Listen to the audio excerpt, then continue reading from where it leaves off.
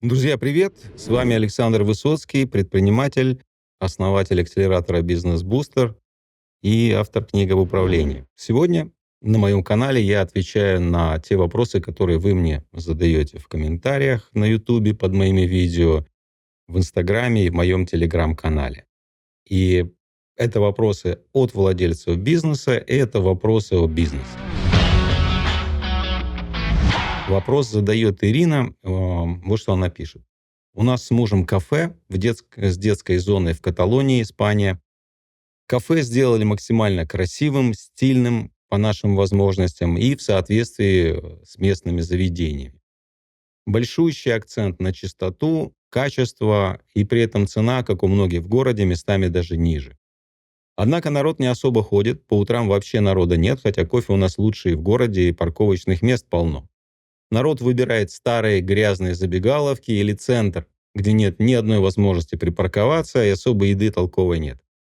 Не понимаю, в чем проблема.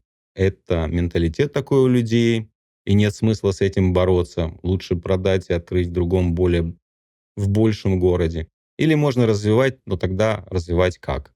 Народ достаточно скупой, как оказалось. Даже делать уже не хочется ничего, не вижу смысла, не верится в результат. Так, смотрите, Ирина, с чем мы здесь имеем дело? Вы решили в Испании, в Каталонии реализовать какую-то свою мечту, реализовать свое собственное представление о том, каким должно быть кафе, какие там должны быть блюда, для того, чтобы помочь местным жителям, чтобы принести им какой-то комфорт, какое-то качество в их жизнь, хороший кофе, детская зона и так далее. Что, собственно говоря, пошло не так? С моей точки зрения, исходя из того, что вы рассказали в вашем вопросе. Смотрите, это то, с чем я сам столкнулся, когда я переехал в Соединенные Штаты. 9 лет назад, когда я только переехал в Соединенные Штаты, эта страна была для меня совершенно новой, непонятной.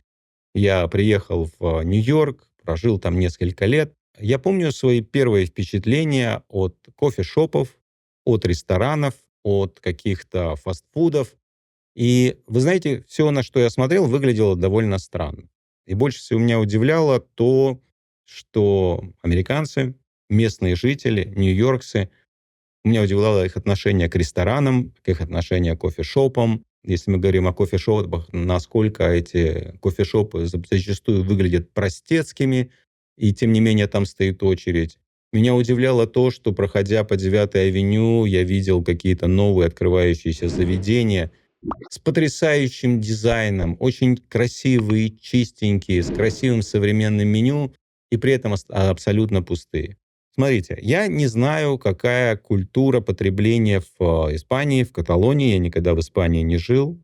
Последние 9 лет это только Соединенные Штаты, разные штаты. Но я могу предположить, что на самом деле происходит. В постсоветских странах, скажем так, я не знаю, откуда вы приехали в Каталонию, из России, из Украины, Беларуси, неважно, в постсоветских странах. Есть определенная культура, связанная с кафе, с ресторанами, и она кардинальным образом отличается от культуры, которая есть, например, в Америке. В Соединенных Штатах, если ты хочешь попить кофе, то ты идешь в кофешоп. И, в принципе, если ты идешь настоящий в кофешоп, а не в Starbucks, это отдельная тема. Если ты идешь в настоящий кофешоп, ты идешь для того, чтобы попить кофе. Не поесть, не посидеть, а именно попить кофе. И ты ожидаешь определенный формат. Если ты хочешь поужинать или пообедать, или поужинать с друзьями, с семьей, устроить свидание, ты идешь в ресторан.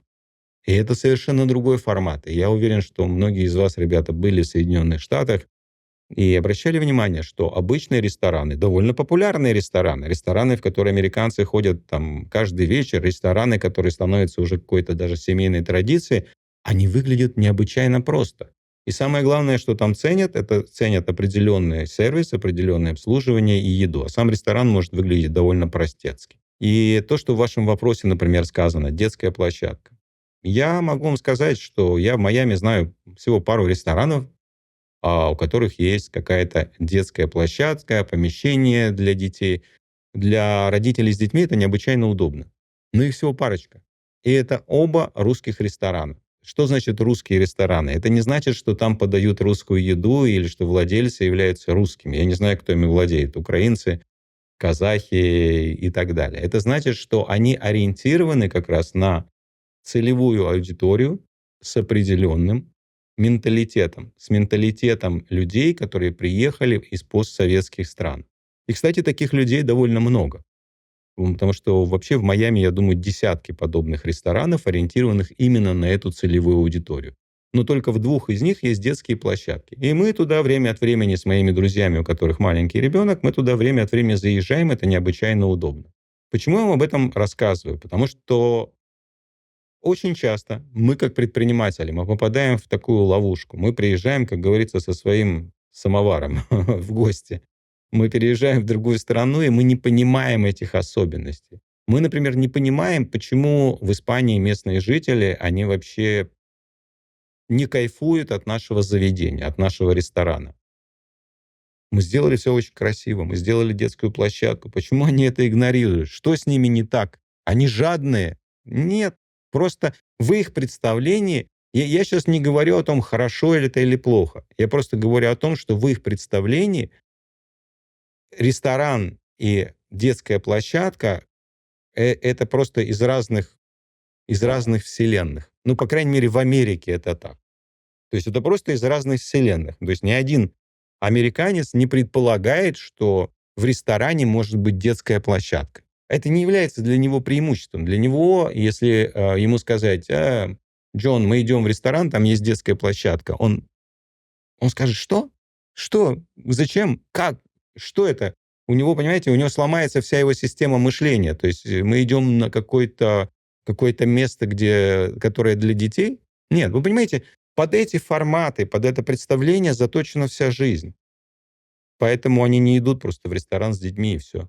В их системе ценностей этого нет. То есть если ты идешь в ресторан, значит, дети остаются дома. Все очень просто. И они это организуют свою жизнь таким образом. То есть, другими словами, смотрите, я подозреваю, что причина того, что с вами происходит, заключается в том, что вы сделали заведение, исходя из своего менталитета. Вы не делали заведение для местных жителей, потому что, чтобы делать заведение для местных жителей, нужно было бы для начала изучить, что они на самом деле ценят. Найти ответ на вот тот самый вопрос, который вы, кстати, и задали. А почему они ходят в эти какие-то странные забегаловки не с самым лучшим кофе? Почему они продолжают туда ходить? Что с ними не так?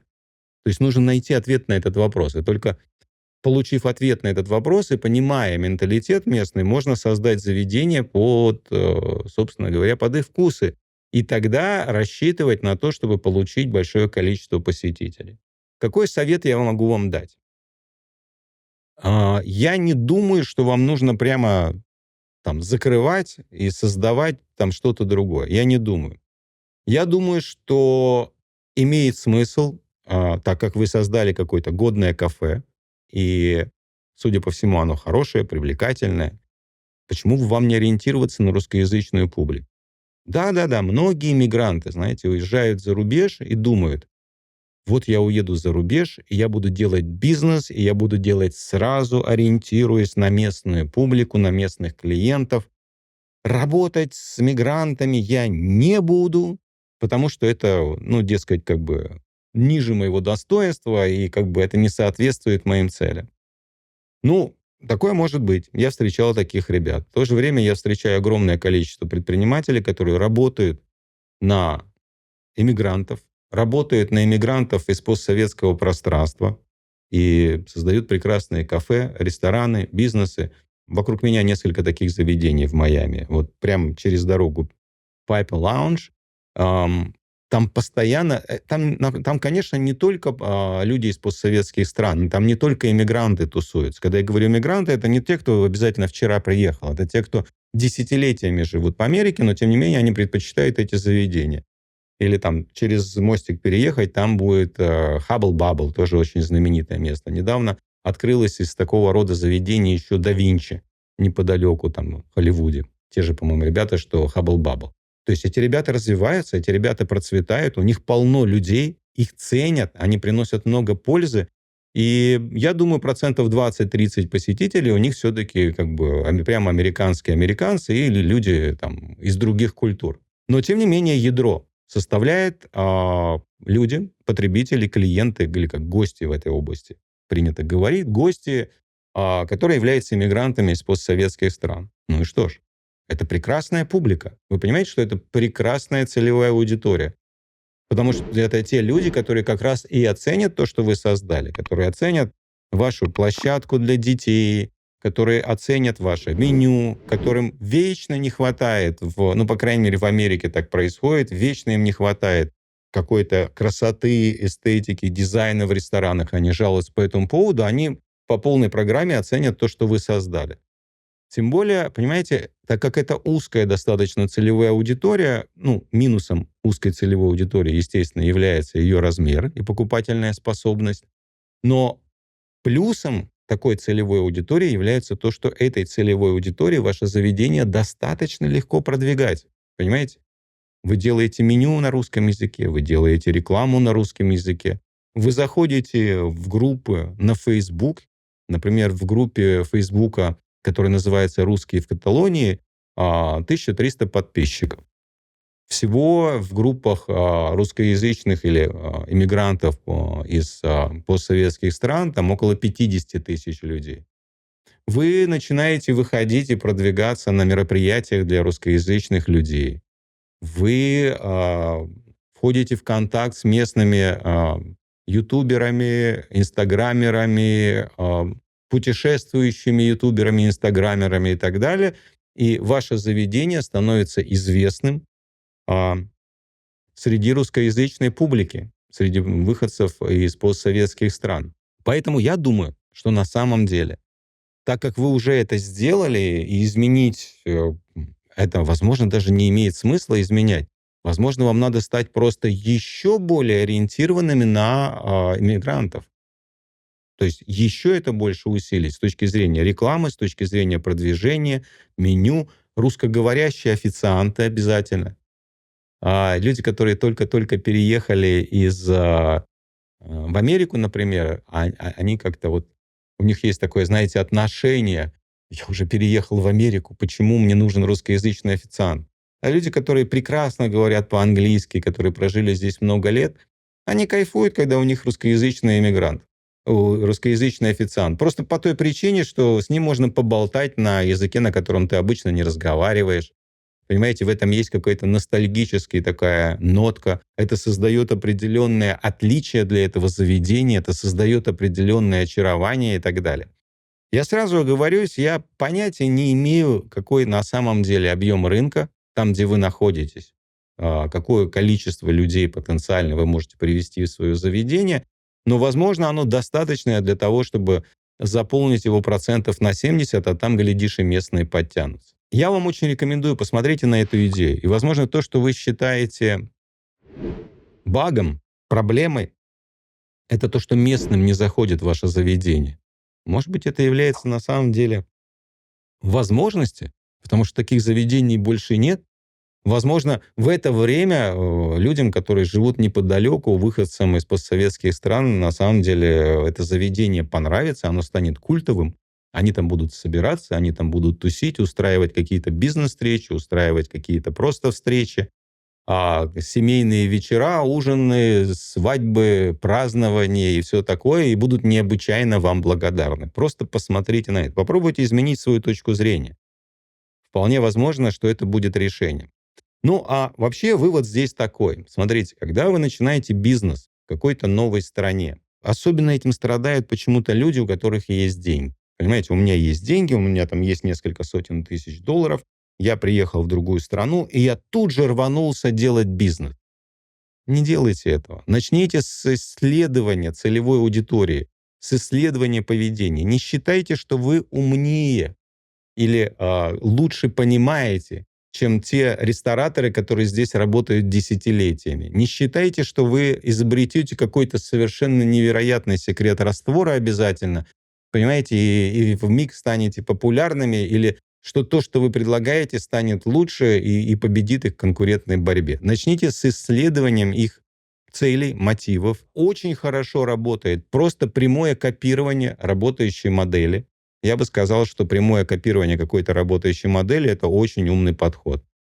Китайцы это используют, у них, знаете, у них нет вот этого вот гонора о том, чтобы это круто, что-то хорошее придумать, у них этого нет, поэтому они просто едут, копируют, делают, запускают и получают результаты. Поэтому постарайтесь скопировать какую-то успешную локальную модель.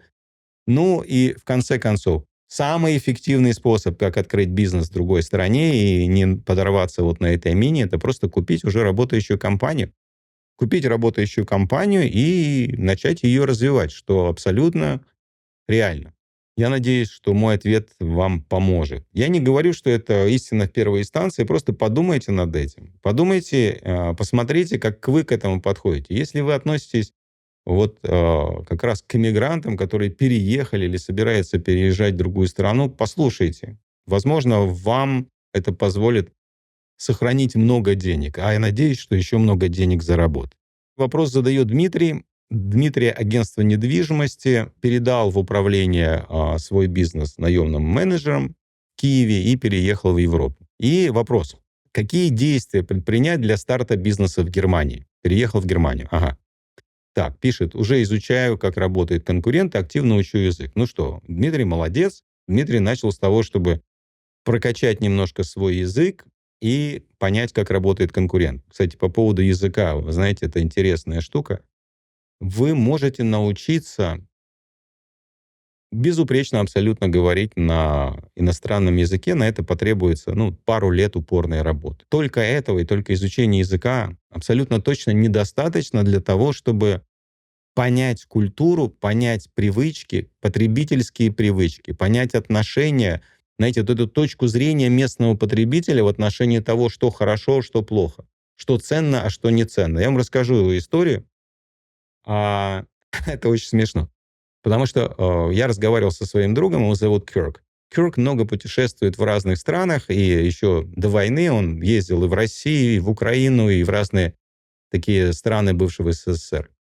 И я с ним просто по душам разговаривал и говорю: Кирк, как тебе вообще вот сейчас, например, там Украина, Россия, это было до войны, гордится своими ресторанами, гордится кулинарией, гордится обслуживанием и так далее. Ты же был в украинских ресторанах, там, в московских ресторанах.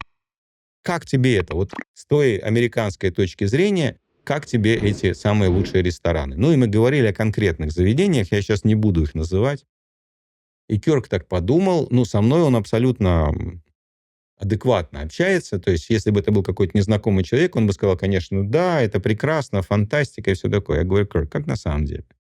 И он говорит: ты знаешь, еда в целом хорошая. Многие блюда, конечно, необычные и так далее, но это нормально, потому что едешь в другую страну, ты ожидаешь необычное. Но, говорит, сервис ужасный.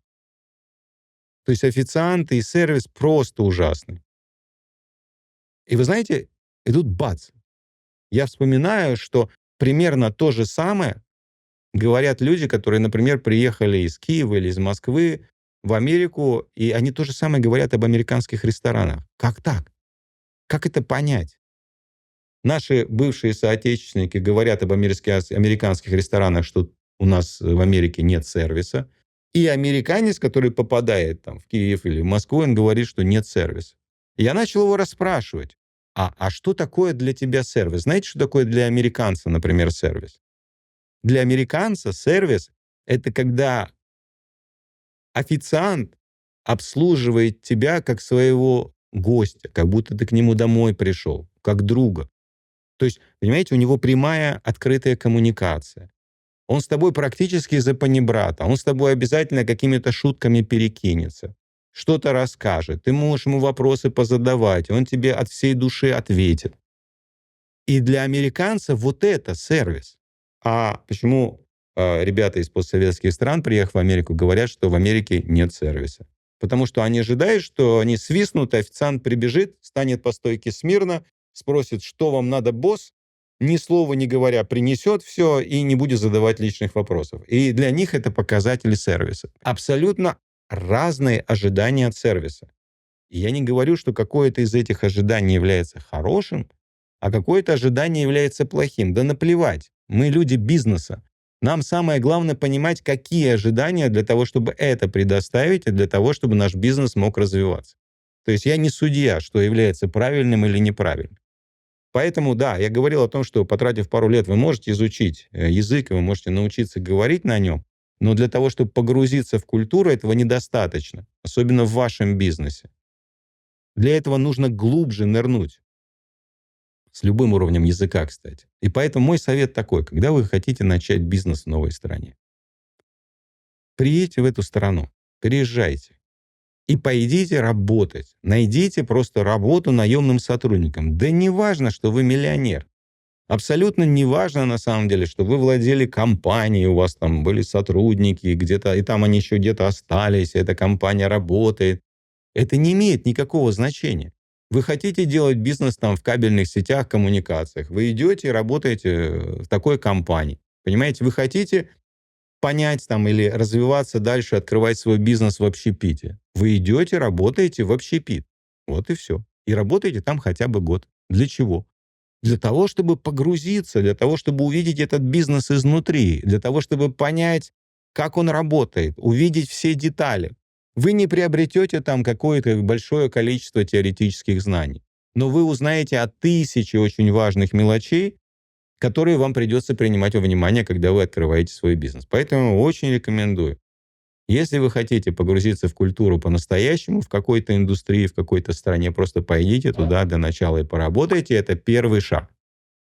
Хороший на самом деле шаг тоже — это купить компанию и постепенно заниматься ее трансформацией. Например, наши клиенты, у нас в Америке уже больше 50 компаний на нашем бизнес-акселераторе. И у нас есть компания Макса, который занимается ремонтом крыш. Его компания занимается, Макс не занимается, его компания занимается ремонтом крыш. И у него сейчас уже 4 компании, работающие в одной системе, в одной связке. Когда-то он купил этот бизнес просто для того, чтобы эмигрировать, но, купив бизнес, начал им заниматься, начал в это погружаться.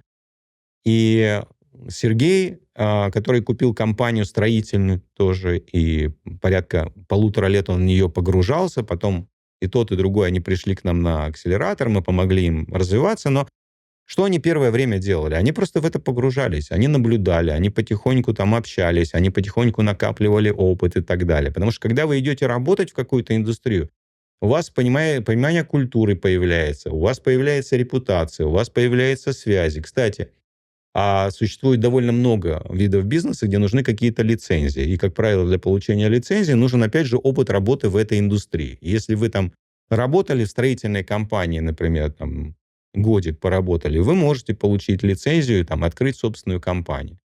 Ну и кроме того, это еще дает стабильный доход. Небольшой. Скорее всего, не соответствующий тому уровню дохода, который у вас был раньше. И это окей. Но, по крайней мере, он закрывает какие-то базовые потребности и не подталкивает вас к тому, что вы, знаете, необходимость в доходе подталкивала вас к тому, чтобы вы делали какие-то резкие и не очень обдуманные движения. Следующее. Идеально просто купить компанию из этой индустрии, из этой области. Причем, смотрите, это мега реально. Даже если мы говорим, например, там, про Германию. Вот сейчас вопрос задает Дмитрий из Германии. Да, если мы говорим про Германию, вы поймите, прямо сейчас в Германии огромное количество владельцев бизнеса, которым нужно уходить на пенсию. Прямо сейчас в Германии примерно 3 миллиона 100 тысяч небольших компаний. Это примерно 99,4% вообще всех германских бизнесов. Я имею в виду, небольшие компании составляют 99,4% всех компаний. При этом каждая третья компания примерно, это 1,2 миллиона компаний, принадлежат людям старше 60 лет. То есть это те, кто уже собирается на пенсию или будет собираться в ближайшее время. Например, прямо в этом году в Германии примерно 200 тысяч владельцев бизнеса планируют уйти на пенсию. Они планируют уйти на пенсию в этом году. 200 тысяч владельцев бизнеса. Если вы занимались бизнесом, вы прекрасно знаете, что компания, бизнес — это не что-то такое, что можете поставить на паузу, остановить и сказать: ну, все хорошо, все, я остановил, пошел. Нет. Компанию очень сложно закрывать. Потому что есть дебиторка, есть кредиторка, есть сотрудники, есть обязательства, там, Есть необходимость, грубо говоря, держать двери открытыми там до последнего клиента, до последнего момента. А у этого есть косты. И получается такая интересная история. Если вы когда-нибудь пробовали закрывать компанию, вы знаете, сделать это без потерь очень непросто. И эти владельцы, 200 тысяч владельцев бизнеса в Германии, которые в этом году собираются выйти на пенсию, они это прекрасно понимают. Как правило, это люди, которые занимались этим бизнесом десятилетия. И они знают, что они не могут закрыть, они не могут остановить. И если к ним приходит человек, который говорит: смотри, я проработал в этой отрасли уже там год, у меня уже есть некоторый опыт, у меня есть хорошие планы, у меня есть хорошие цели, и я хотел бы купить твою компанию, я хотел бы эту компанию дальше развивать, то в Германии есть примерно 200 тысяч потенциальных, как мы называем, таргетов, целей для приобретения. Это оптимально, тем более во многих странах, ну, в Америке, по крайней мере, это точно существует. Это специальные программы кредитования, очень приятные, очень льготные, гарантированные государством, которые финансируют как раз приобретение компаний у владельцев, которые хотят выйти из бизнеса, уйти на пенсию. Я уверен, что в Германии и в Европе такие финансовые программы тоже есть. Все очень просто. Вы покупаете компанию либо за свои деньги, либо используете финансовые инструменты. Они очень реальные. Например, в Америке это так называемые SBA лоны. SBA — это Small Business Administration. То есть это кредиты на покупку бизнеса, которые идут по специальной программе. Программа, поддерживаемая Ассоциацией малого бизнеса. И обычные условия этого займа такие: это кредит на 10 лет с 10% первоначального взноса. То есть если компанию оценивают, например, в $1 миллион, то нужно внести $100 тысяч первоначального взноса теоретически, и потом все остальное, вся остальная сумма, вы ее выплачиваете 10 лет. А оценки маленьких компаний такие, что, как правило, стоимость бизнеса равно примерно двухлетней прибыли. Ну, в зависимости от вида бизнеса, я сейчас не буду вдаваться в подробности, но примерно двухлетней прибыли. Что это означает? Что этих денег, если вы покупаете эту компанию, этих денег достаточно для того, чтобы погашать это финансирование и еще зарабатывать. А если вы ее еще развиваете, то у вас получается нечто годное. Поэтому шаги такие: поработать, чтобы погрузиться и понять, купить компанию, погрузиться в эту компанию для начала, ничего не меняя, просто чтобы освоиться. А потом приходите на бизнес-бустер, мы вам поможем и проведем вас прямо за руку через то, чтобы эту компанию шаг за шагом построить, наладить и масштабировать. Потому что мы это делаем прямо сейчас с компаниями из 46 стран мира. То есть в Соединенных Штатах у нас где-то больше 50 компаний в нашем акселераторе, а в Тайване на китайском языке порядка 150 компаний, и еще около 350 в 46 странах мира на самых разных языках. Все очень просто. Главный вывод здесь такой, смотрите, и главный совет, Дмитрий, такой: это круто, что вы учите немецкий язык, классно, что вы изучаете, как работают конкуренты. Я вам очень рекомендую, прежде чем вы начнете делать свой бизнес, пойдите и поработайте в этой индустрии, в которой вы хотите бизнес начинать. Вы очень многие вопросы решите, и строить бизнес будет потом намного быстрее, намного легче. Если у вас есть какие-то вопросы, пишите в комментах, и я запишу видосики с ответами на ваши вопросы. Да, и спасибо, ребята, всем, кто эти вопросы мне принес. Мне интересно было на них отвечать. И всего вам доброго.